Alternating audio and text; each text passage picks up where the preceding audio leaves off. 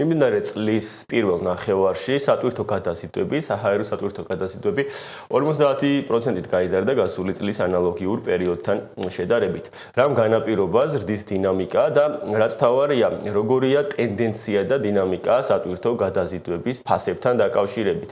მიხეილ ნამადოვი, კაიროს ლოჯისტიკის გენერალური დირექტორი არის ჩვენთან ერთად.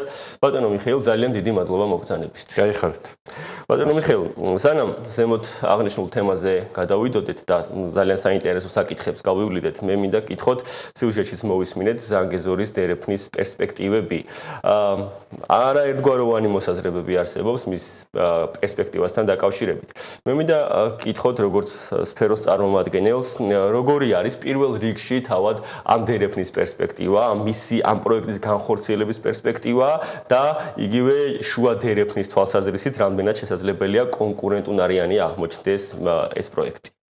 პირველ რიგში პერსპექტივა საკმაოდ ახლოს არის და პირველი დადებითი მასაც გააჩნია ეს არის ის რომ კონფლიქტი შეჩერდება ზანგეზურის კორიდორის გახსნით და ეს ერთ-ერთი მნიშვნელოვანი საკითხი არის ჩვენთვისაც მათ შორის, იმიტომ რომ თუ შენ გვერდით ომი მიდის, ვერანაირ განვითარებაზე ვერ ვიფიქრებთ და ეს აფერხებს ასევე სატრანზიტო ფუნქციონალს მთლიანად რეგიონის.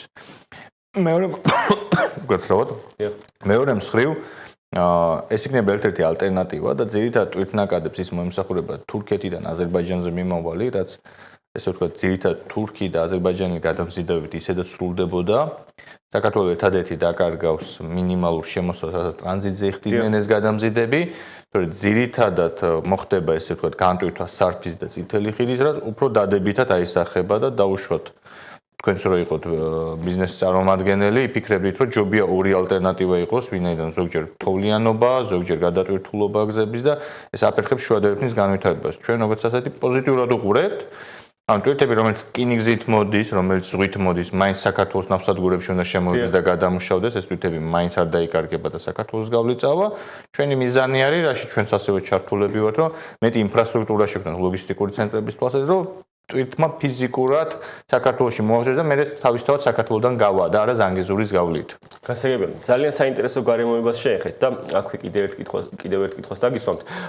ჩვენი დერეფანი, იგივე შუა დერეფანი გარკვეულწილად მულტიმოდალურობით გამოირჩევა, იმდენად რამდენადაც ზანგეზურის დერეფანს მხოლოდ გააჩნია სარკინიგზო და საავტომობილო მიმართულება. აი ამ ნაწილში თქვენ ახსენეთ კიდეც, რომ ინფრასტრუქტურა უნდა განვითარდეს. რა შეიძლება ან რა ნაბიჯები უნდა გადაიდგას იმისათვის, რომ შუა დერეფანმა კონკურენტუნარიანობა შეინარჩუნოს ნებისმიერი პერსპექტივის განვითარების შემთხვევაში. ანუ პირველი რომ სახმელეთო გაიხსნება ზანგეზური და შორეულია ცოტა რკინიგზის და ვიცით ყარსი ახალქალაქის ისტორია და რამდენი წელი ველოდებით მის გახსნას, ამიტომ აქ ცოტა პესიმისტურად მივდგები, რომ სარკინიგზო თვალსაზრისით გაიხსნება. საქართველოს სწორედ აღნიშნეთ, მულტიმოდალური ნიშა უნდა ითვისოს და განავითაროს უფრო მეტი ხარისხიანი სერვისი, წარმადობები გაზარდოს, შესაბამისად ეკონომიკის მასშტაბის ეკონომიაზე გავიდეს და ამით უკვე კონკურენცია გაუწიოს თუნდაც თურქეთის პორტებს, იმიტომ რომ თურქეთს უახლოესი პორტი სამსუნი აქვს, ქვემოთ ყავს აქ მერსინი და იქიდან ტრანსპორტირება უკვე ტვირთი ზანგეზურის გავლით ბევრად ძვირია, ვიდრე ფოთში შემოიტანა და ფოთიდან გაიტანა. ზღვა მაინც ახლა პირველია ეკონომიკის თვალსაზრისით გადაზიდვების პროცესში. კი ბატონო მიხეილ, გადავიდეთ დასაწყისში ნახსენებ სტატისტიკაზე.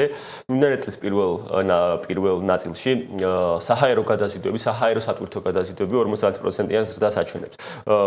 ეს იმის გათვალისწინებით, რომ 2024 წელსაც 24%-იანი ზრდა ფიქსირდებოდა გასული წელთან შედარებით თავის მხრივ. პირველ რიგში რამ განაპირობა საკმაოდ მაღალი, ერთბაშად საკმაოდ მაღალი ზრდა და საჰაერო გადაზიდვების მიმართულებით მსგავსი დინამიკა რით შეიძლება იყოს განპირობებული. მთელ სოფლიოში e-commerce იზრდება საკმაოდ სწრაფად და ეს არის ერთ-ერთი მიზეზი. ამას კიდე დაემთხვა, რომ რამდენიმე მსხვილი პლატფორმა marketplace-ში შემოვიდა საქართველოში ცნობილი და სავარაუდოდ დაიწყეს ესე ვთქვათ ნაშთების შევსება და ჯამურად ეს ათრიგირებს, რომ მაინც პატარა ზომის ბაზარი ვართ შედარებით თუ დასავლეთის ქვეყნებს შევადარებთ, მაინც საკმაოდ წვრილი აქვს ავიაგადაზიდვებს ჩვენ თვითმფრინავში. ამიტომ ამის პერსპექტივა კიდევ უფრო მაღალი არის. კი ბატონო, თუ შეგვიძლია მაგალითად დაახლოებით აი პროცენტულ ჭრილში ავიღოთ საჰაერო და საზღვაო გადაზიდვები დღეის მდგომარეობით დღევანდელ ტვირთმფრინავში როგორ ნაწილდება? დაახლოებით 5%-მდე თუ არ ვცდები საჰაერო გადაზიდვები და 25-დან 30%-მდე მერყეობს საზღვაო გადაზიდვები. კი ბატონო, და ერთ-ერთ საკვანძო საკითხს უნდა შევეხოთ, რომელიც ჩვენს მაყურებელს დარწმუნებული ვარ ძალიან აინტერესებს, გადაზიდვების ღირებულება, იგივე საზღვაო გადაზიდვების მიმართულებით, ჩვენ გვახსოვს, რომ ძალიან ასე ვთქვათ, турბულენტური მდგომარეობა იყო იგივე კონტეინერების ფასთან დაკავშირებით საშუალოადიან წარსულში.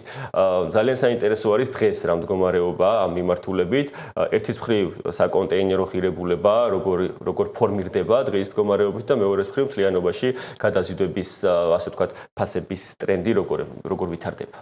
სასვავო კუთხით ძირითადად ესე ვთქვათ, იმპორტის ბაზა საქართველოში ზღვით არის ჩინეთი და ალბათ ეგ იქნება საინტერესო მაყურებლისთვის. მან საკმაოდ დიდი კლებაა შაშანდელთან შედარებით და დღეს დაახლოებით 3-დან 4,000 დოლარამდე მერყეობს ფასი სხვადასხვა პორტებს. სხვადასხვა ტარიფები აქვს მოგეხსენებათ. რაც შეეხება სახმელეთო გადაზიდვებს, აქაც დასტაბილურება გვაქვს, იმიტომ რომ ზაფხული მაინც ამინდის თვალსაზრისით ნორმალური სამუშაო პერიოდი არის და ამ დროს ესე ვთქვათ, ექსპორტზე იზრდება ფასი საქართველოს სახმელეთო გადაზიდვებზე და პირიქით იმპორტზე კლება შეინიშნება როგორც ყოველთვის. კი ბატონო მიხეილ, ერთ-ერთ უახლოეს პერიოდში არსებულ მდგომარეობასაც მინდა შევეხო. მხედველობაში მაქვს ახლო აღმოსავლეთის კონფლიქტი, რომელმაც საკმაოდ მნიშვნელოვანი ძვრები გამოიწვია იგივე გადაზიდვების მიმართულებით. ჩვენ ვადევნებთ თვალს, რომ პრინციპში კონფლიქტი მიილია, თუმცა აი ეს ცვლილებები, რომელიც ჩვენ ვიხილეთ ყველამ გადაზიდვების მიმართულებით, დღეის მდგომარეობით რამდენად არის დაბალანსებული, რამდენად აღმოიფხვრა ის პრობლემები, რომელიც აი ამ კონფლიქტმა გამოიწვია და დღეს ამ კონფლიქტიდან გამოწვეული, ასე ვთქვათ, ის გადამისამართებები რამდენად არის სრულად დაძლეული გადაზიდვების კუთხით.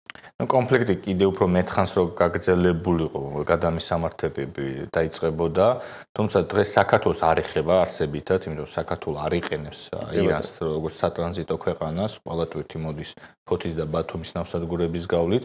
ჩვენ მეზობელი ქვეყნები იყენებენ აქტიურად, იმიტომ რომ უფრო იაფია და სწრაფი ვიდრე ტვირთის ვთქვათ შემოტარება აფრიკის და მერე ხმელთაშუა ზღვაში შედის და შენობა ჩვენი პორტებით.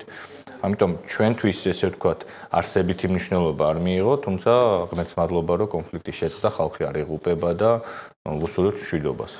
კი ბატონო, მოლოდინებზე მინდა გკითხოთ იგივე სატარიფო ნაწილში. ჩვენ ახლა ვადევნებთ შეერთებულ შტატებში გარკვეულ სატარიფო ომს თვალს და ბევრ სპეციალისტს და სფეროს წარმომადგენელს მოლოდინი ჰქონდა, რომ ამას შესაძლებელია იგივე გადაზიდვების ფასზეც მნიშვნელოვანი ზეგავლენა მოეხდინა. ძალიან საინტერესო არის იგივე წლieულ ჭრილში მოლოდინები როგორი გაქვთ გადაზიდვების ფასებთან დაკავშირებით, როგორც ამერიკის მიმართულებით, ისე მთლიანად. ცოტა რთული არის პროგნოზის გაკეთება და ჩემი აზრით ტყუილი დროის კარგვა, იმიტომ რომ სიტუაცია ყოველდღიური უმადური საქმე არის, დიახ. ამიტომ მივყვებით თქვენს როგორც არის, მოთხოვნა მიწოდებაზეა დამოკიდებული, ისევ და ისევ გეოპოლიტიკურ მდგომარეობაზე და რიგებზე და ამინდებზე, ანუ რამდენიმე მსხვილი კომპონენტია და რა თქმა უნდა ნავთობითის ფასი. ამიტომ რა როგორ შეიძლება არ ვიცი, დღეს სტაბილური სიტუაცია მივყვებით.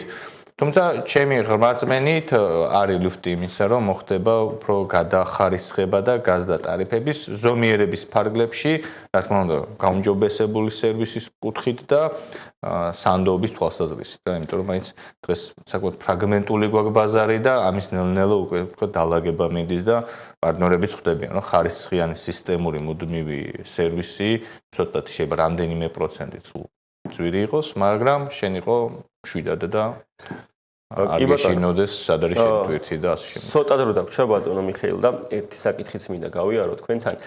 ბოლო პერიოდში საკმაოდ მით უმეტეს ანაკლიის სპორტის გაჭიანურებულ პროექტის ფონზე ძალიან აქტიურად მიმდინარეობს საუბარი იმასთან დაკავშირებით, რომ თუ არ განხორციელდა კონკრეტული ნაბიჯები ტვირთგამტარუნარიანობის ზრდასთან დაკავშირებით, საქართველოს ინფრასტრუქტურა შესაძლებელია გაზრდილ ნაკადებს, იქნება ეს საპორტო თუ სარკინიგზო, შესაძლებელია ვეღარ მოემსახუროს. თქვენ როგორც სფეროს წარმომადგენელი, რამდენად ხედავთ ამ რისკს და თუ ხედავთ დროის რა პერსპექტივაში შეიძლება დადგეს აღნიშნული რისკი დღის წესრიგში? წლიდან წლამდე იზრდება შუადერეფნით გამტარუნარიანობა და დაახლოებით 3 ჯერ უნდა გაიზარდოს, ამიტომ ალბათ სასწრაფოდ არის დასაჩქარებელი პროცესი და უკვე აქტიურ ფაზაში უნდა იყოს გადასული არა მხოლოდ შავ ზღვაში, არამედ კასპიის ზღვაშიც, იმ ერთი მეორეზეა გადაბმული და ხშირად მითქვია რომ რამდენი პორტის გინდა ავაშენოთ ჩვენ თუ გასავალი არ ქონდა და გამტანონ არიანობა ამას ბაქოს და ყაზახეთს აზრი არ აქვს. ამიტომ ეს ერთობლიობაში უნდა ხდებოდეს საკმაოდ ნელა მიდის სამწუხაროდ და რა თქმა უნდა ამიდან გამომდინარე საქართველოს კარგავს ამ დროით. თუმცა მაინც პერსპექტივა საკმაოდ დიდი გვაქვს, იმიტომ რომ ზღვაში წვეთია დღესაც ვატარებთ და რეალობაში 3-4 ჯერ გაზდა უახლოეს 5-დან 7 წლის პერსპექტივაში საკმაოდ რეალისტურია. გასაგებია, ძალიან დიდი მადლობა საინტერესო ანალიზისთვის ტრადიციულად ბატონო მიხეილ მაყურებელს შევახსენებ. მიხეილ ნამადოვი ქაიროს ლოჯისტიკის გენერალური დირექტორი იყო ჩვენი სტუმარი და ვსაუბრობდით გაზრდილ ტვირთნაკადებთან დაკავშირებით და ზანგეზურის დერეფნის პერსპექტივასა და შესაძლებლობებთან დაკავშირებით.